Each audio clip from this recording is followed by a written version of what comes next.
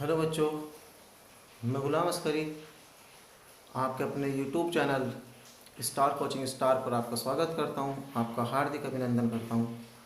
प्यारे बच्चों, क्लास 12 का भौतिक विज्ञान के चैप्टर नंबर 2 गॉस के नियम और उसके अनुप्रयोग के अंतर्गत हम विद्युत फ्लक्स से संबंधित उसकी परिभाषाएं, बीमा और मात्रक को पढ़ चुके थे।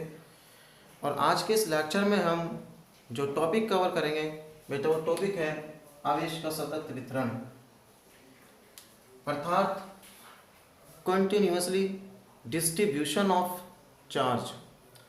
वितरण मीन्स डिस्ट्रीब्यूशन, डिस्ट्रीब्यूट करना अर्थात बांट देना, विभाजित कर देना। आवेश अर्थात चार्ज, सतत अर्थात कंटिन्यूअसली। तो प्यारे बच्चों, आवेश का सतत वितरण होता क्या है, इसे ध्यान से समझिएगा। आपने चैप्टर नंबर 1 के लेक्चर्स में देखा होगा कि जब दो वस्तुओं को आपस में रब किया जाता है तो एक वस्तु से आवेश दूसरी वस्तु पर स्थानांतरित हो जाता है। अगर प्यारे बच्चों, ये एक वस्तु है, ये आवेशित है अर्थात इस पर आवेश की मात्रा है, और ये दूसरी वस्तु है, ये अनावेशित है अर्थात हम ये नहीं कह सकते कि इस पर आवेश नहीं है, बट अनावेशित का मतलब होता है इस पर जितना पॉजिटिव चार्ज है सेम उतना ही नेगेटिव चार्ज है। अब इसे आवेशित करना है तो हम 3 प्रकार से इसे आवेशित कर सकते थे: घर्षण के द्वारा, प्रेरण के द्वारा और संपर्क विधि द्वारा। आप किसी भी विधि से इसे आवेशित करिए तो इस वस्तु से आवेश निकल करके यहाँ पर जाएंगे, दूसरी वस्तु पर आवेश जाएगा, तब यह वस्तु क्या कहलाएगी? अब यह वस्तु कहलाएगी आवेशित। यानी ये जो प्रक्रिया होगी, ये प्रक्रिया कहलाएगी आवेशन की प्रक्रिया। अर्थात चार्ज यहाँ से यहाँ पर जा रहा है, चार्ज डिस्ट्रीब्यूट हो रहा है, चार्ज का वितरण हो रहा है। बट प्रैक्टिकली ये देखा गया है कि जब भी एक वस्तु से दूसरी वस्तु पर आवेश जाता है तो आवेश का क्वांटीकरण आपने पढ़ा होगा। तो प्यारे बच्चों, आवेश का जो वितरण होता है कुछ इस प्रकार से होता है।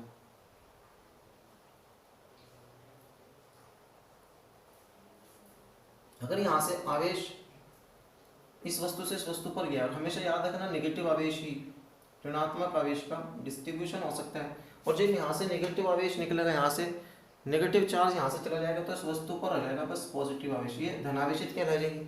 किसी वस्तु से जब ऋणावेश निकलता है तब वस्तु धनावेशित हो जाती है, और जिस वस्तु पर ऋणावेश आ जाता है वह ऋणावेशित हो जाती है। अर्थात जिस वस्तु पर इलेक्ट्रॉन पहुंच जाते हैं वो ऋणावेशित हो जाती है। लेकिन प्यारे बच्चों, जब इसे हम माइक्रोस्कोपिक अर्थात सूक्ष्मदर्शी के सहायता से देखते हैं तब यह आवेश हमें अलग अलग दिखाई देता है, अलग अलग सतह पर बिखरा हुआ दिखाई देता है। इस प्रकार के चार्ज डिस्ट्रीब्यूशन को कहते हैं असतत आवेश वितरण। असतत आवेश वितरण अर्थात एक आवेश यहाँ पर है, एक आवेश यहाँ पर है, एक आवेश यहाँ पर है, एक आवेश यहाँ पर है, तो इस प्रकार का जो वितरण होगा वो क्या रहेगा? असतत आवेश वितरण।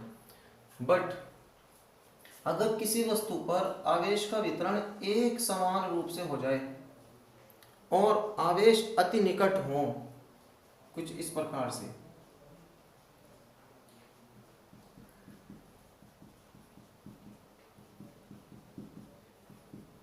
समान रूप से वितरण हो बट आवेश एक दूसरे के अति निकट हो, तब ये कहलाएगा हमारा सतत आवेश वितरण।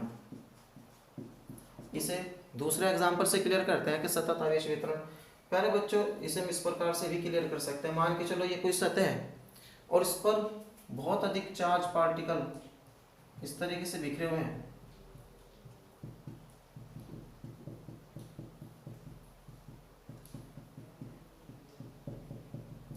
जब हमने इसे सूक्ष्मदर्शी की सहायता से देखा तो ये चार्ज पार्टिकल हमें अलग अलग दिखाई दिए, एक दूसरे से अलग दिखाई दिए। बट जैसे ही हम इन चार्ज पार्टिकल से, इस सतह से, इस वस्तु से दूर गए, हमें दूर से देखने पर यह चार्ज जो बिखरा हुआ है वो एक ही चार्ज पार्टिकल रहेगा।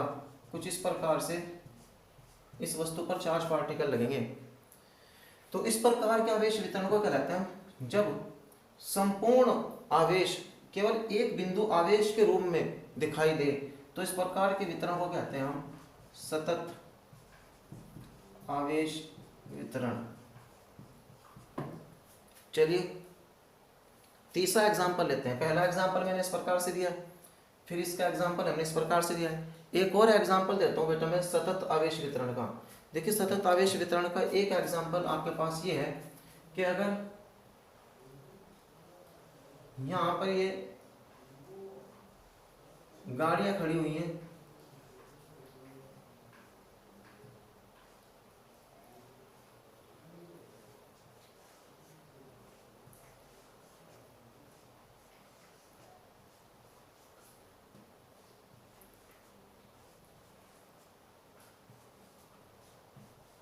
इस प्रकार से किसी रोड पर, किसी सड़क पर ये वाहन खड़े हुए हैं। अगर हम इन्हें अति निकट से देखेंगे, पास से देखेंगे, तो ये वाहन हमें अलग अलग ही दिखाई देंगे। अलग अलग दिखाई देने का मतलब होता है बेटे असतत। बट जब हम इसे दूर से देखेंगे, हम इसे कुछ दूरी से देखेंगे, तब हमें यह जो वाहन है हमें एक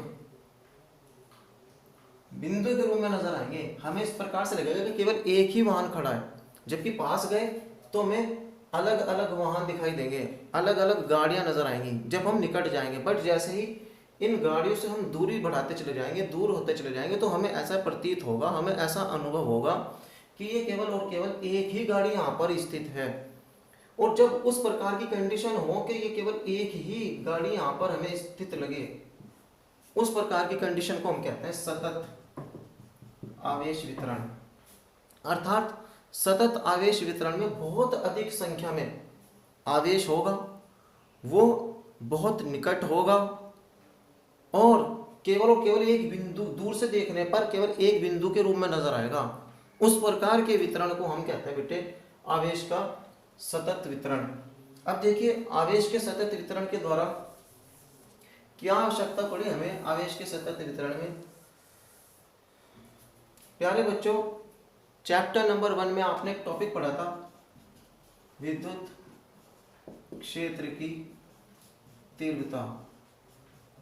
विद्युत क्षेत्र की तीव्रता, आप विद्युत क्षेत्र की तीव्रता ज्ञात करते थे, फॉर्मूला होता था E बराबर एफ अपॉन क्यू नॉट, और सदिश रूप में ये वेक्टर लगता था यहाँ।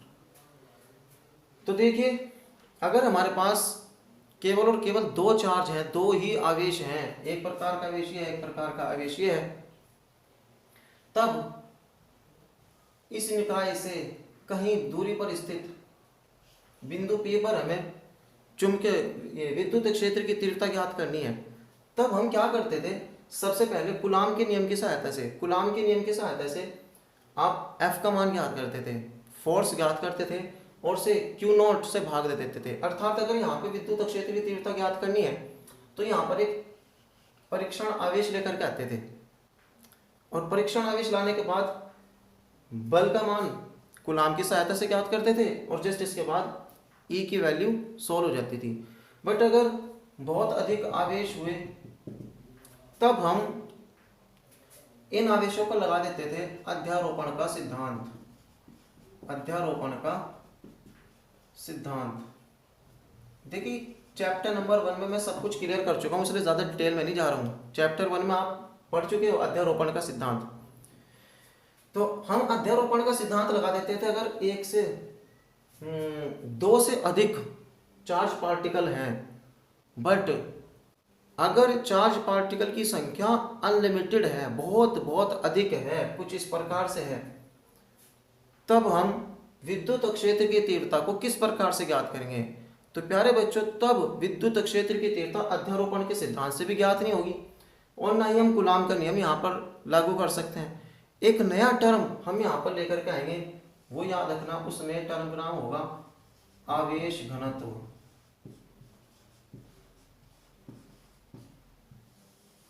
आवेश घनत्व की सहायता से, इस टर्म की सहायता से हम बेटे विद्युत क्षेत्र की तीव्रता ज्ञात करेंगे। अगर बहुत अधिक आवेश का वितरण है, अर्थात आवेश की संख्या बहुत ही अधिक है, तब हम एक टर्म लेकर के आएंगे आवेश घनत्व, और इसी की सहायता से हम विद्युत क्षेत्र की तीव्रता को ज्ञात करेंगे। वो किस प्रकार से ज्ञात करेंगे हम इस लेक्चर में हम पढ़ने वाले हैं। तो देखिए, सबसे पहले हमें पढ़ना होगा आवेश घनत्व। तो आवेश घनत्व को ढंग से पढ़ने के लिए, अच्छे से पढ़ने के लिए हमें तीन प्रकार के टर्म्स, तीन प्रकार के पद, तीन प्रकार की श्रेणियों को पढ़ना होगा। सबसे पहला, अगर आवेश किसी चालक तार के अनुदिश हो, अर्थात किसी रेखा के अनुदिश हो, तब अगर जैसे इस प्रकार से आवेश का वितरण है, इस पर ये तार है और आवेश इस प्रकार से वितरित है, इस कंडीशन में आवेश के वितरण को कहते हैं हम रेखीय आवेश वितरण। देखिए, रेखीय आवेश वितरण क्या होता है? यदि किसी चालक तार या तार की लंबाई के अनुदिश या फिर एक सरल रेखा में आवेश को वितरित किया जाए, तब ऐसा वितरण कहलाएगा रेखीय आवेश वितरण। नंबर 2 टर्म हम पढ़ेंगे पृष्ठीय आवेश वितरण। बेटे, पृष्ठीय आवेश वितरण क्या होता है? यदि आवेश का वितरण किसी सतह के पृष्ठ पर हो, जैसा आपका ये बोर्ड ही है, अगर इस बोर्ड पर कुछ इस प्रकार से है ये बोर्ड, अगर इसकी संपूर्ण सतह पर आवेश का वितरण हो जाए तो वो क्या रहेगा? पृष्ठीय आवेश वितरण। अर्थात इसके क्षेत्रफल पर, यहां आप क्लियर करें, इसके अगर क्षेत्रफल पर आवेश वितरित हो तब आवेश पृष्ठीय आवेश वितरण कहलाएगा। और नंबर 3 हम पढ़ेंगे आयतन आवेश वितरण।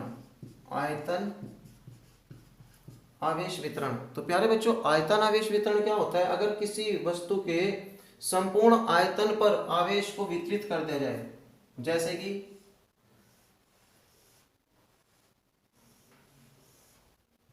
कुछ इस प्रकार से,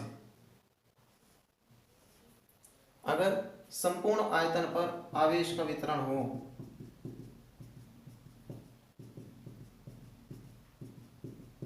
तो इस प्रकार के आवेश वितरण को कहेंगे हम आयतन आवेश वितरण। तो हमने रेखीय आवेश वितरण, पृष्ठीय आवेश वितरण और आयतन आवेश वितरण के बारे में पढ़ा। अब हम इन्हीं से रिलेटेड टर्म्स पढ़ेंगे आवेश घनत्व। देखिए, सबसे पहले हम पढ़ेंगे रेखीय आवेश घनत्व। रेखीय आवेश घनत्व। तो सबसे पहले हम अध्ययन करेंगे रेखीय आवेश घनत्व होता क्या है।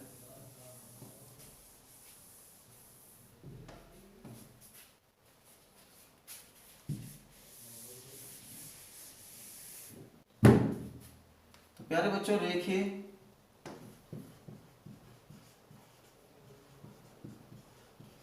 आवेश घनत्व ये हमारा टॉपिक है, और अब हम इसकी परिभाषा को देखने वाले हैं कि बेटा रेखीय आवेश घनत्व क्या होता है। देखिए, यदि आवेश का घनत्व किसी लंबाई के अनुदिश, फॉर एग्जांपल जैसे कोई ये तार है, ये तार है बेटे, इसकी लंबाई के अनुदिश आवेश इस प्रकार से वितरित है, इस प्रकार से ये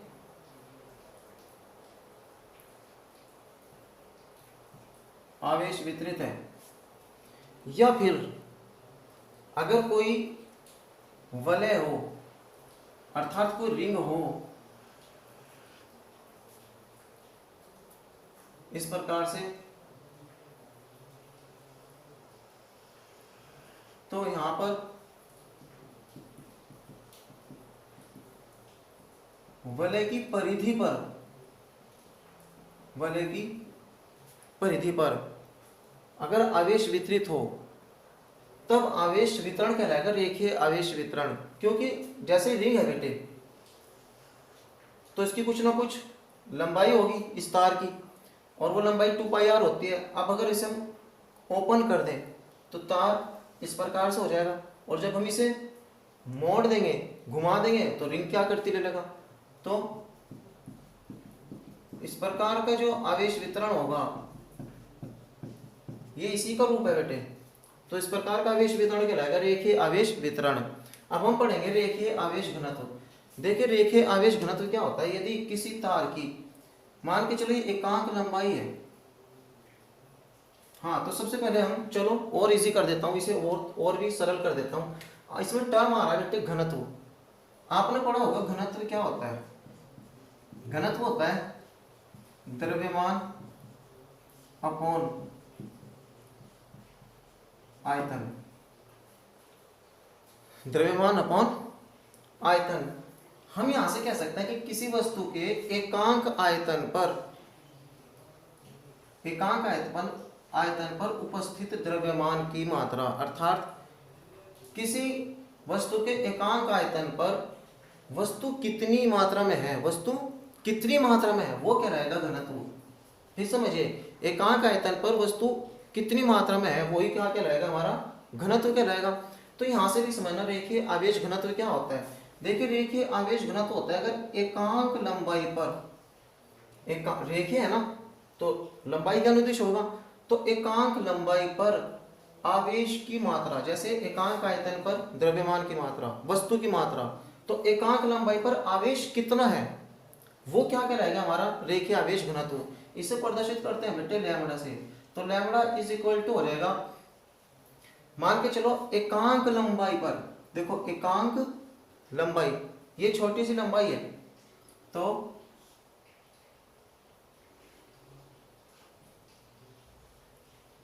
अगर हम यहां से इस प्रकार से शो करें से, एकांक लंबाई का मतलब बेटे देखो यहां पे संपूर्ण लंबाई मान के चलो l है, तो ये लंबाई dl और यानी छोटी सी लंबाई, और इस पर आवेश की मात्रा कितनी है dq। तो एकांक लंबाई पर यानी इतनी सी लंबाई पर आवेश कितनी मात्रा में है वही क्या कहलाता है, रेखीय आवेश घनत्व, जिसे हम लैम्बडा से प्रदर्शित करते हैं। और संपूर्ण लंबाई के लिए फॉर्मूला हो जाएगा Q/L,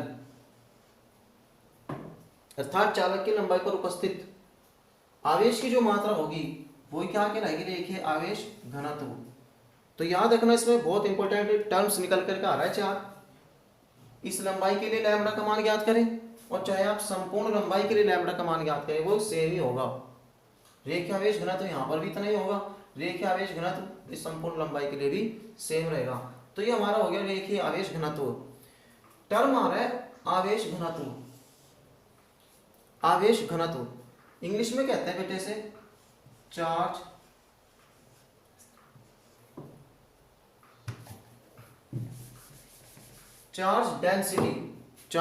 डेंसिटी, आवेश घनत्व, चार्ज डेंसिटी। इसके लिए आप एक लाइन याद रखना, चार्ज डिस्ट्रीब्यूट पर डायमेंशन। अगर आपसे क्वेश्चन कर ले आवेश घनत्व क्या होता है, तो चार्ज डिस्ट्रीब्यूट पर डायमेंशन, अर्थात आवेश का वितरण पर डायमेंशन, एकांक विमा। अब इसका मीनिंग क्या होता है बेटे, देखिए अगर चार्ज का डिस्ट्रीब्यूशन, अगर चार्ज डिस्ट्रीब्यूट है, अगर चार्ज वितरित है, आवेश वितरित है एक विमा में, एक विमीय में, तो हमारा कहलाएगा फिर वो रेखीय आवेश वितरण। एक विमीय का मतलब केवल और केवल या तो लंबाई का अनुदिश, या फिर केवल और केवल चौड़ाई का अनुदिश, या फिर केवल ऊंचाई का अनुदिश। अगर एक ही विमा के अनुदिश आवेश का वितरण होगा तो हमारा कहलाएगा रेखीय आवेश वितरण। बट अगर चार्ज डिस्ट्रीब्यूशन, आवेश का वितरण हो जाए द्विविमीय, अर्थात लंबाई और चौड़ाई का अनुदिश या चौड़ाई और ऊंचाई का अनुदिश, तब हमारा कहलाएगा वो पृष्ठीय आवेश घनत्व। अगर चार्ज का डिस्ट्रीब्यूशन हो जाए त्रिविमीय, अर्थात लंबाई चौड़ाई ऊंचाई तीनों के ही अनुदिश चार्ज का डिस्ट्रीब्यूट हो रहा है, तब हमारा क्या लाएगा वो आयतन आवेश घनत्व। तो इस प्रकार से टर्म याद रखना कि आवेश घनत्व क्या होता है। आवेश घनत्व होता है आवेश का वितरण पर डायमेंशन, अर्थात विमा के अनुदिश एकांक विमा पर स्थित आवेश का वितरण क्या कहलाएगा हमारा आवेश घनत्व। तो इसी के अंतर्गत हमने पहला टॉपिक पढ़ लिया वेक्टर रेखीय आवेश घनत्व, जिसे हमने लैम्ब्डा से प्रदर्शित किया है। इसकी डेफिनेशन आप लिख लेना क्या, कि किसी भी चालक की एकांक लंबाई पर उपस्थित आवेश की मात्रा ही क्या कहलाती है, रेखीय आवेश घनत्व कहलाता है। अब रेखीय आवेश घनत्व का मात्रक डेफिनेशन में बता चुका हूं, किसी चालक की एकांक लंबाई पर स्थित आवेश की मात्रा क्या कहलाएगी, रेखीय आवेश घनत्व, जिसे हम लैम्ब्डा से प्रदर्शित करते हैं। देखिए इसका जो मात्रक होगा रेखीय आवेश घनत्व का मात्रक, आवेश का मात्रक क्या होता है बेटे, कूलम प्रति, लंबाई का मात्रक क्या होता है मीटर। तो हम इसे ऐसे भी कह सकते हैं कूलम इंटू मीटर की घात -1, हम ये भी कह सकते हैं। तो ये इसका मात्रक हो जाएगा रेखीय आवेश घनत्व का। तो रेखीय आवेश घनत्व हमारा टॉपिक जो है बेटे क्लियर हो गया है। अब हम नेक्स्ट टॉपिक पढ़ेंगे पृष्ठीय आवेश घनत्व। देखिए पृष्ठीय आवेश घनत्व को हम पढ़ेंगे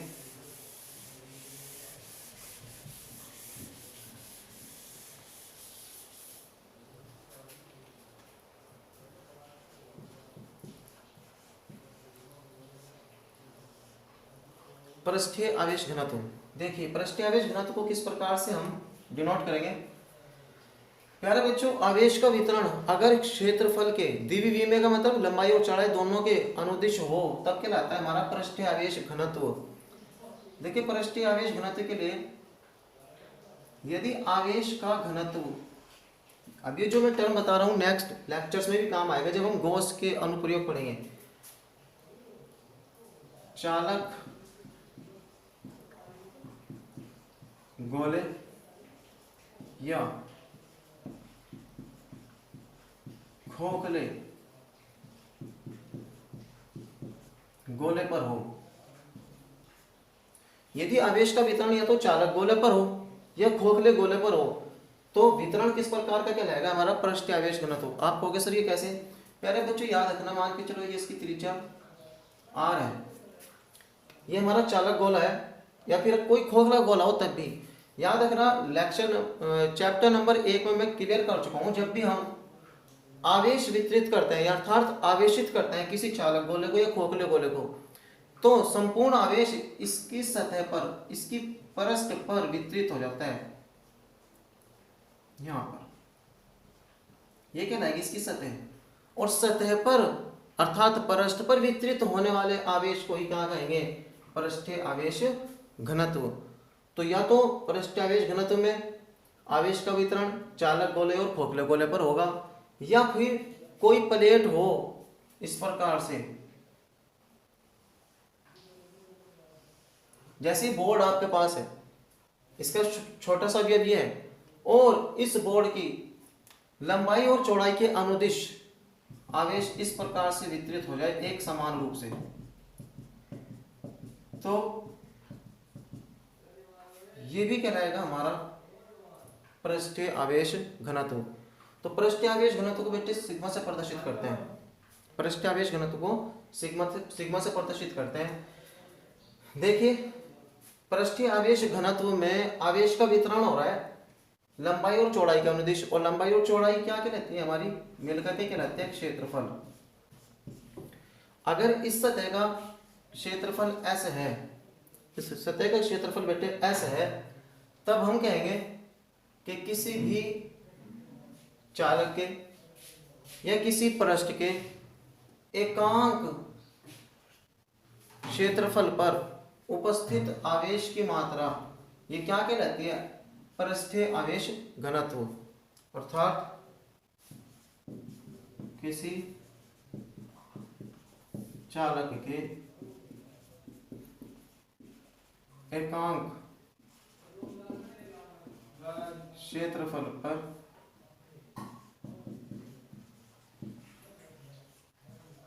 स्थित आवेश की मात्रा ये क्या कहलाएगी हमारी पृष्ठीय आवेश घनत्व, जिसे हम सिग्मा से प्रदर्शित करते हैं। तो सिग्मा बराबर हो जाएगा Q अपॉन एस। और अगर इसके अकॉर्डिंग आप सिग्मा निकालोगे तो यहाँ से हो जाएगा Q अपॉन, बेटे ये चालक गोला है, गोले का क्षेत्रफल कितना होता है 4 पाई आर स्क्वायर। तो कुछ इस प्रकार से हमने पृष्ठीय आवेश घनत्व को भी अध्ययन कर चुके हैं। अब इसका मात्रक देखिए, पृष्ठीय आवेश घनत्व का जो मात्रक होगा, आवेश का मात्रक कूलम प्रति क्षेत्रफल का मात्रक होता है मीटर स्क्वायर, और हम इसे ऐसे भी लिख सकते हैं कूलम इंटू मीटर की घात -2। तो कुछ इस प्रकार से ये कंप्लीट हो गया हमारा पृष्ठीय आवेश घनत्व। पृष्ठीय आवेश घनत्व के बाद नेक्स्ट टॉपिक हम पढ़ेंगे बेटे आयतन आवेश घनत्व।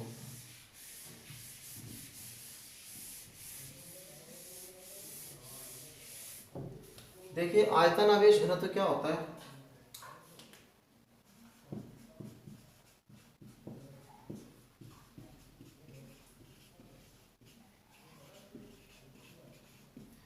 तो आयतन आवेश घनत्व बेटे कुछ इस प्रकार से बनेगा आपका।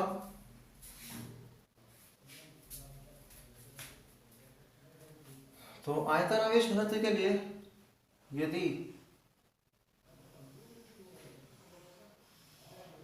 यदि आवेश का वितरण संपूर्ण आयतन के अनुदिश हो, अर्थात लंबाई, चौड़ाई और ऊंचाई 3 विमीय में हो, 3D में हो बेटे, तब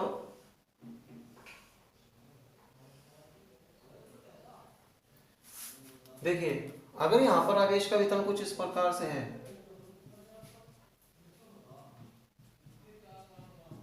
एक समान रूप से आवेश का वितरण इसके संपूर्ण आयतन पर हो, संपूर्ण आयतन पर हो, तब आवेश का वितरण कहलाता है आयतन आवेश वितरण। बट हमें पढ़ना है आयतन आवेश घनत्व।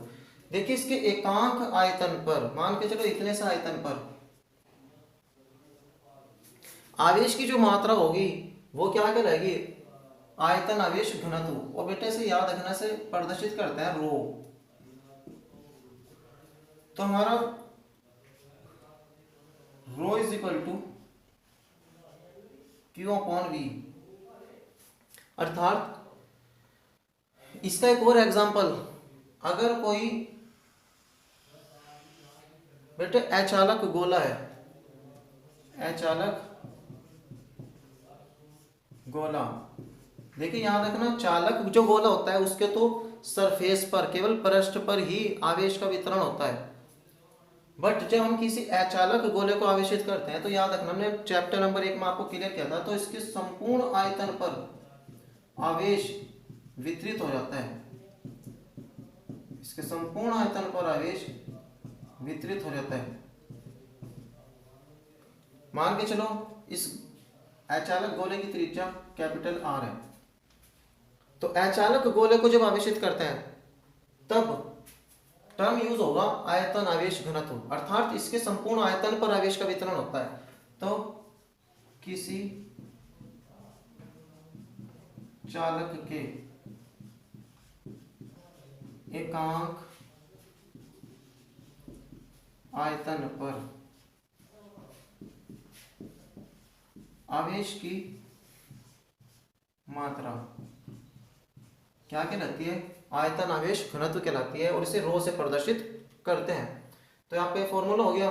बट इसे हम इस प्रकार से भी लिख सकते हैं कि Q अपॉन, देखिए आयतन गोले का आयतन होता है बेटे, याद रखना 4/3 पाई R क्यूब। तो ये संपूर्ण हमने आयतन आवेश घनत्व, और हाँ इसकी एक मात्रक भी होगा प्यारे बच्चों, इसका जो मात्रक हो जाएगा, आवेश का मात्रक होता है कूलम अपॉन आयतन का मात्रक होता है मीटर क्यूब। हम इसे लिख देंगे कूलम इंटू मीटर की घात -3।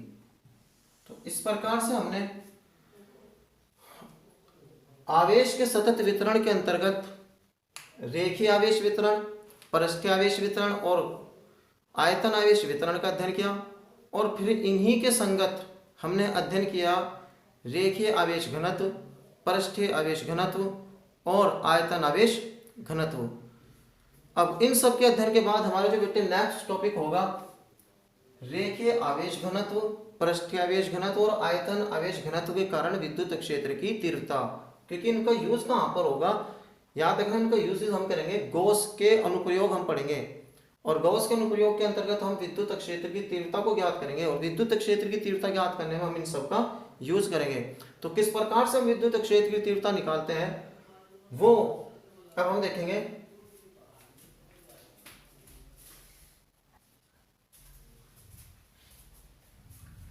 तो प्यारे बच्चों, आयतन आवेश घनत्व, रेखीय आवेश घनत्व और पृष्ठीय आवेश घनत्व के कारण विद्युत क्षेत्र की तीव्रता कैसे ज्ञात करेंगे, एक बहुत छोटा सा टॉपिक, एक छोटी सी वीडियो को लेकर के मैं बहुत जल्द आपके पास आता हूं। तब तक के लिए आप सभी का धन्यवाद वीडियो में बने रहने के लिए। जय हिंद।